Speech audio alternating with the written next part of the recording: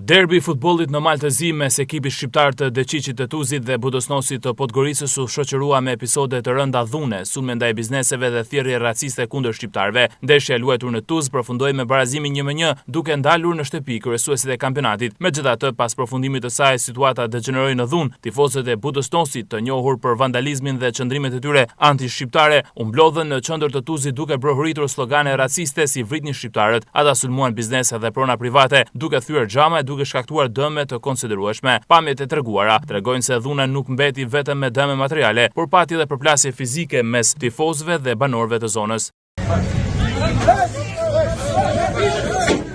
Ngjarja ka ngjallur reagime të forta, mes tyre edhe ai ministri shqiptar në qeverinë e Maltezi, Marsh Dukaj. Ai e dënoi ashpër dhunën, duke theksuar se ndeshja në Tuzë u zhvillua me një frymë sportive dhe fair play, mirëpo siç ndodh shumë shpesh, futbolli u dëmtua nga vandalizmi i tifozëve të grupit Varvari, të cilët pas ndeshjes sulmuan kalimtarët dhe thyen pronat, mes tyre edhe restorantet. Bëjnë pyetjen, çfarë duhet të ndodh tjetër që institucionet më në fund të marrin përgjegjësi dhe të ndërmarrin masa konkrete. Skena të tilla nuk duhet të përsëriten as në Tuzë e as kund në Maltezi. Është koha për veprim vendimtar dhe mbrojtje të qytetarëve.